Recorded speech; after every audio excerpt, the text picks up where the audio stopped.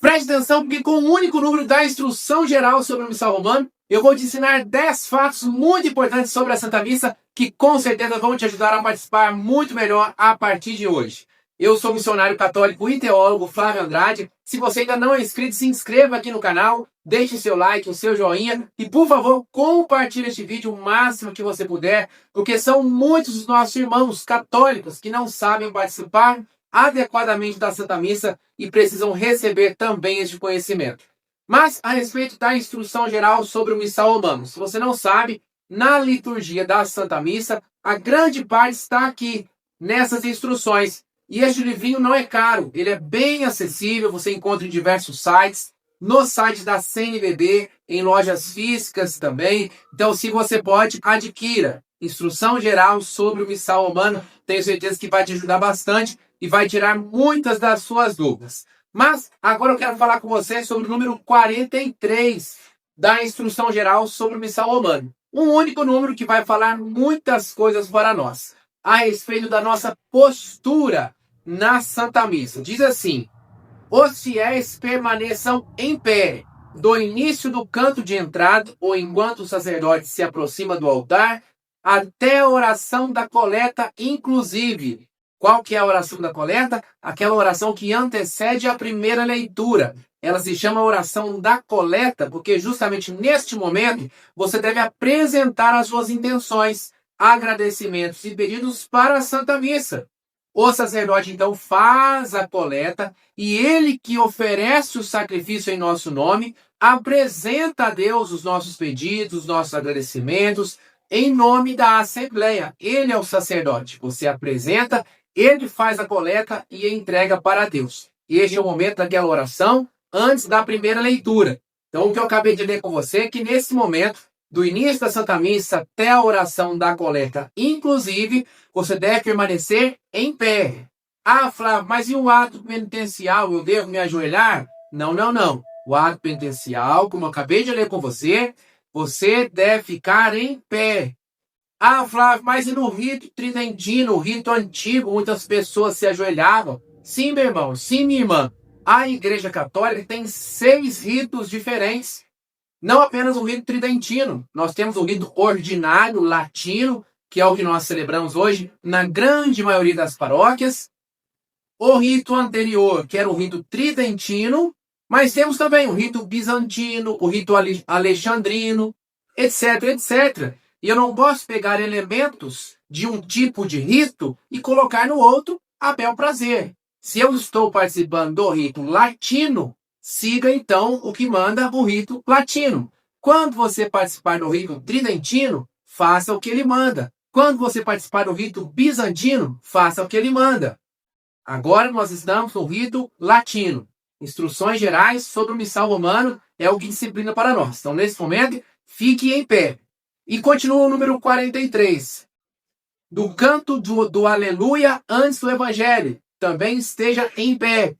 Nós viemos sentados na liturgia da palavra para ouvir a primeira leitura, o salmo de resposta, a segunda leitura, se houver. E agora, no canto do Evangelho, nós devemos nos colocar imediatamente em pé. E aqui está um outro ensinamento muito bonito, inclusive, a respeito da grandeza da liturgia da Santa Missa.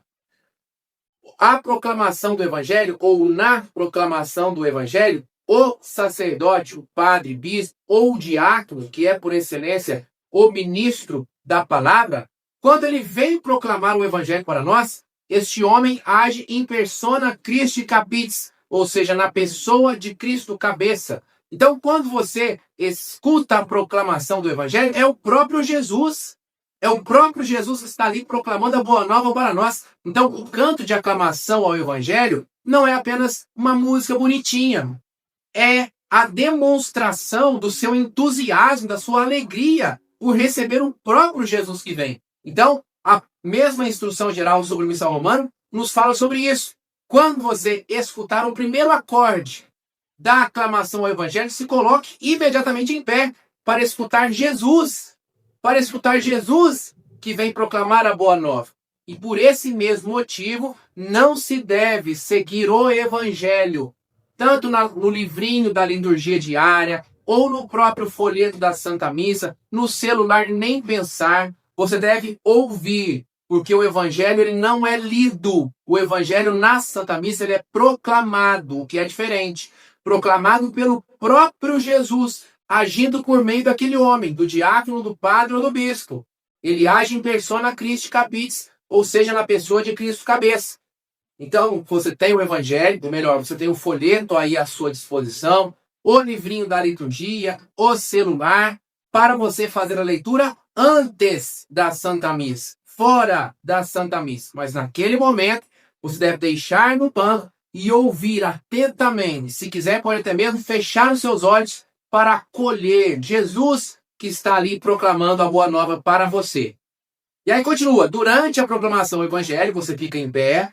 Durante a profissão de fé, qual que é a profissão de fé? O credo. Creio em Deus Pai Todo-Poderoso. Nós temos o símbolo niceno-constantinopolitano, que é aquele credo mais longo, ou o símbolo dos apóstolos, que é aquele mais reduzido. E aqui eu chamo a atenção para a vênia, aquela inclinação que nós fazemos, que é obrigatória para todos, sacerdote ou leigos, ordenados ou leigos, para nós fazermos neste momento. Qual momento? Quando nós professamos sobre a encarnação do Verbo, no símbolo dos apóstolos. Creio em Deus Pai Todo-Poderoso, Criador do céu e da terra, e em Jesus Cristo, seu único Filho, nosso Senhor, que foi concebido pelo poder do Espírito Santo, nasceu da Virgem Maria. Neste momento, você faz a vênia quando você está professando sobre a encarnação do Verbo, no símbolo niceno-constantinopolitano. E por nós, homens, e para a nossa salvação, desceu do céu, se encarnou pelo Espírito Santo no seio da Virgem Maria e se fez homem.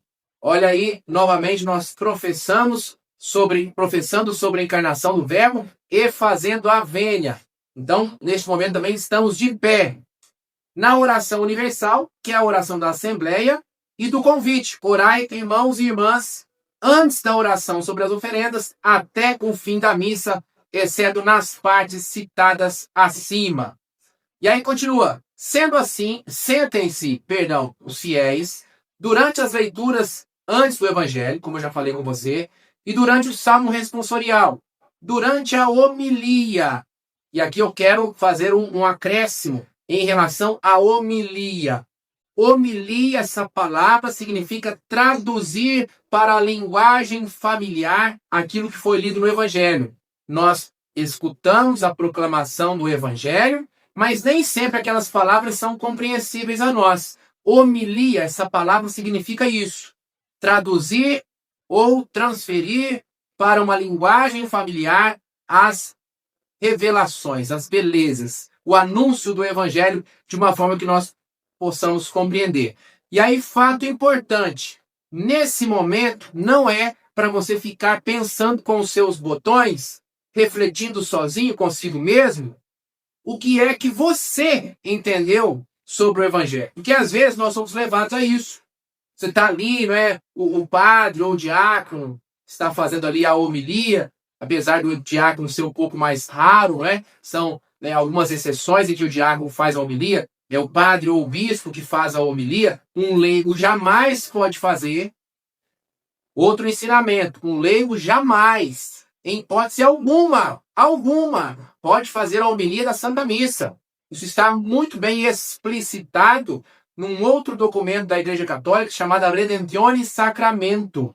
Redemptionis Sacramento. Proíbe. Então, não é você, meu irmão, minha irmã, se algum dia vir ali um leigo fazendo a homilia da Santa Missa, denuncie, fale em primeiro lugar com o próprio padre, fale com o administrador paroquial da sua paróquia, que às vezes ele se esqueceu disso, e se persistir, denuncie, porque um leigo não pode fazer. E claro, se você um dia receber este convite, esse tipo de convite, não aceite. É somente o ministro ordenado, o padre ou o bispo, e em algumas exceções também o diácono. Por quê? Porque quando ele profere a homilia, ele também age em persona Christi Capitis, na pessoa de Cristo cabeça. Nós leigos não temos este poder. E aí, o padre ou bispo, proferindo a homilia na pessoa de Cristo cabeça, com a autoridade de Jesus, dada pelo sacramento da ordem, as próprias palavras que saem da boca daquele homem trazem consigo o peso, a autoridade, o poder da palavra de Jesus. Por isso que eu acabei de dizer, na homilia, você não deve ficar pensando com os seus botões. Você deve estar atento e acolher cada palavra feita pelo sacerdote. Porque mesmo que ele não tenha uma grande oratória, mesmo que ele não tenha uma grande eloquência, mesmo que ele não tenha um grande conhecimento da Bíblia, de exegese, de hermenêutica, da doutrina, do catecismo, do Código de Direito Canônico, etc, etc, mesmo que ele não seja um palestrante espetacular, mesmo que tudo isso seja verdade, o simples fato dele ter ali o sacramento da ordem e proclamar o evangelho com a autoridade de Cristo na Santa Missa, aquelas palavras trarão este poder, trarão este peso por si mesmas, pelas próprias palavras, porque são as palavras de Cristo, e produzirão os frutos do nosso coração. Então, na homilia, não fique disperso, nem refletindo com os seus botões. Preste atenção e deixe aquelas palavras impactarem você, transformarem você, produzirem os frutos desejados por Deus dentro do seu coração. E aí, continua, não é? No final, durante a homilia, durante a apresentação das oferendas, ou seja, o ofertório. Muitas pessoas perguntam também, né? Se o ofertório deve ficar em pé, deve ficar sentado, ajoelhado. O correto é ficar sentado e novamente apresentar sobre o altar do Senhor os seus pedidos, os seus agradecimentos. O ofertório não é intervalo da Santa Missa. Não é para você andar pela igreja, ir ao banheiro, dar uma frutinha para a criança, tomar água, conferir o celular, nada disso. Junto com as oblatas, já ouviu essa palavra? As oblatas, as ofertas do pão e do vinho que serão consagrados. Você deve apresentar mais uma vez a sua vida, os seus pedidos, as suas intenções. Pedir a Deus, guarde bem isso, deve ser feito com insistência. Por isso que na Santa Missa nós pedimos 3 vezes. Na oração da coleta, aquela que eu disse logo antes da primeira leitura. Novamente na oração da Assembleia, que é aquela oração logo depois da profissão de fé. E agora mais uma vez, a terceira vez, na hora do ofertório, para você insistir, pedir a Deus, pedir de novo, com insistência, para que Deus nos escute e dê aquilo que nós precisamos. O ofertório não é intervalo da Santa Missa. Não deixe essa graça passar. E se for conveniente, quando se observa o silêncio sagrado após a comunhão. O que é que está falando aqui? Que depois da comunhão, não é obrigatório você se ajoelhar. Muitas pessoas, inclusive, né, cometem um erro, e aí de fato é um erro, de comungarem e vão lá para a Capela do Santíssimo. Adorar Jesus que está lá, distante. Meu Deus do céu, Jesus está dentro de você nesse momento. Se você recebeu a comunhão sacramental, Jesus está de forma material e completa. Corpo, sangue, alma, divindade dentro de você. Então, se você quiser também se ajoelhar, pode. Não há uma proibição quanto a isso. Desde que seja somente, tão apenas, para que você se concentre melhor. Só por isso. Só por isso. Você não pode pensar que Jesus está lá. Ou que o Jesus que está lá é maior do que o Jesus que está aqui dentro de você. Não pode pensar isso. Se você comungou sacramentalmente, você pode, inclusive, eu acabei de ler com você, voltar para o seu lugar e se sentar. E adorar Jesus que está dentro de você. Se você quer mostrar reverência, adoração a Jesus, você deve sim se ajoelhar no momento de receber a comunhão. No momento, aquele é o momento. A forma mais correta de você receber Jesus na Eucaristia é ajoelhado na boca. Receber na mão é uma exceção. A comunhão eucarística é direto na boca. Se você pode se ajoelhar, se ajoelhe. Não pode se ajoelhar pela sua idade avançada, por um problema de saúde. Receba Jesus na boca e em pé. E em último caso, como exceção, receba Jesus nas mãos com toda a atenção, com todo o zelo. Comungou, pode voltar para o seu lugar e se sentar. Não é obrigatório se ajoelhar. Por fim, meus queridos, a respeito do momento de nos ajoelharmos, diz assim: ajoelhe-se, porém, durante a consagração. Qual que é o momento da consagração? Quando o sacerdote diz: tomai e comei, isso é meu corpo, tomai e bebei, este é o cálice do meu sangue. Naquele momento é obrigatório estarmos ajoelhados, a não ser que um motivo grave impeça. Mesma coisa, uma doença, idade avançada, ou se uma capelinha muito pequenininha, que cabe 100 pessoas, tem 200, 300, você não consegue de fato se ajoelhar, aí você fica em pé, não se sente, e quando o sacerdote fizer a genuflexão, ou seja, ele se ajoelhar com uma das pernas, você faz uma vênia profunda. Se inclina também, porque você não pode se ajoelhar. Se você pode, né, se ajoelhe, porque é uma obrigação. Faltar com essa obrigação é falta de respeito com o nosso Senhor Jesus Cristo. E aí você vai se ajoelhar, então, no momento da epiclese. O que é a epiclese? A invocação do Espírito Santo. Santificai pelo Espírito Santo essas oferendas, a fim de que se tornem para nós o corpo e o sangue de nosso Senhor Jesus Cristo. Mandai o vosso Espírito Santo sobre essas oferendas, a fim de que se tornem para nós o corpo e o sangue de Cristo. É quando o sacerdote invoca. Epiclese é a invocação do Espírito Santo. Quando ele invoca, naquele momento você se ajoelha. Fica em pé durante toda a consagração. E aí, quando o sacerdote elevar o cálice, ele eleva a hóstia, abaixa, faz uma genuflexão, ou seja, se ajoelha com uma das pernas. Levanta o cálice, abaixa e faz a segunda genuflexão. Quando ele se levantar, você se levanta junto com ele.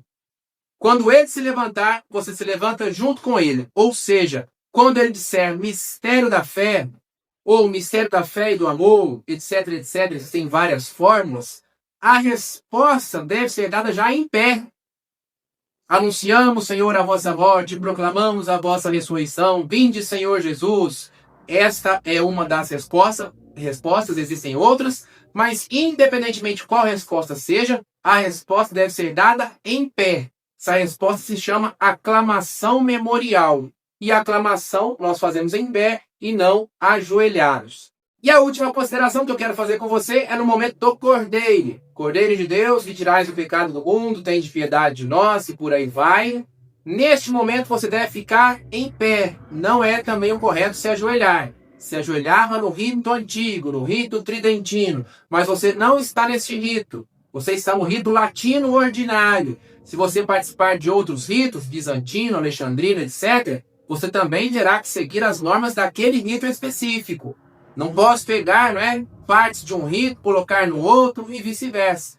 Então, no momento do Cordeiro, permaneça em pé. E não tem esse gesto de bater no peito. Não tem isso. Você nem estende as mãos, nem diz, tem de piedade. Não tem isso. Na Santa Missa, em momento algum, você deve levantar os braços, muito menos no por Cristo com Cristo, repetir junto com o sacerdote, nada disso. O ato de abrir os braços durante toda a Santa Missa é exclusivo do sacerdote. Porque abrir os braços lembra Jesus na cruz. E quem age em persona Christi Capitis, ou seja, na pessoa de Cristo cabeça, é o sacerdote e não eu e você. Então, na Santa Missa, em momento algum, nós devemos abrir os braços. Isso compete exclusivamente ao sacerdote que oferece o sacrifício em nome da comunidade. Espero que você tenha gostado dessas dicas importantíssimas. E aqui, antes de encerrar, faço questão de falar com você. Normas litúrgicas da Santa Missa e de outros sacramentos também, claro, não são para dificultar o nosso relacionamento com Deus. Porque muitas pessoas pensam assim, Nossa, a igreja vem com tantas regras, eu não posso participar da Santa Missa do meu jeito, que tristeza. Nada disso, muito pelo contrário. Muito pelo contrário. A igreja, inspirada pelo Espírito Santo, com séculos de estudo, com séculos de experiência, com séculos de vivência da fé, com santos, com doutores, com papas, com o Sagrado Magistério, é justamente ela que encontrou e encontra a cada dia a melhor forma de nos relacionarmos com Deus e conta para nós, e conta para mim, conta para você. Então, seguindo a forma que a igreja nos orienta, você não vai se afastar de Deus. Pode ter certeza disso. Muito pelo contrário. E eu, inclusive, te desafio a fazer essa experiência na Santa Missa, participar de forma mais resignada, de forma mais interior, sem alarde, sem bater palma. Não existe palma na Santa Missa, balançar braço, isso não existe na Santa Missa. A Santa Missa é Jesus que se entrega por nós na Santa Cruz. É Jesus que está ali no Calvário, expiando os nossos pecados, alcançando do Pai para nós todas as graças que nós precisamos. Então, se você quer participar ativamente da Santa Missa, se submeta a Jesus, se configure a Jesus, não queira ir ao Pai sozinho e falando e batendo e clamando. Se submeta a Jesus, mais interior, menos exterior. É no seu coração que Jesus virá ter com você. Faça essa experiência, tenho certeza que as suas santas missas serão muito melhores. E agora, mais uma vez, peço a você que deixe aqui o seu like, o seu joinha, para eu saber, inclusive, se você gostou deste vídeo. E escreva também nos comentários, por favor, qual que é a sua percepção sobre este tipo de conteúdo. Você gosta aqui no canal que eu traga dicas de liturgia, que eu traga explicações sobre a Santa Missa, sim ou não? Eu quero saber de você, por favor, porque aí eu posso trazer um conteúdo que te agrade. Você quer que eu traga mais explicações sobre a Santa Missa, sim ou não? Escreva para mim aqui nos comentários, por favor. E compartilhe este vídeo, claro, né? Quantos irmãos nossos católicos que estão aí participando da Santa Missa e não conhecem a grandeza, a riqueza da nossa, que é a maior das celebrações, a Santa Missa. Então, conto com você, compartilhe aí nos grupos, nas pastorais, pelo WhatsApp, pelo Facebook, pelo Instagram. E eu tenho certeza que assim Deus também ficará muito satisfeito, muito feliz com você. Muito obrigado, beijão e até a próxima. Fique com Deus.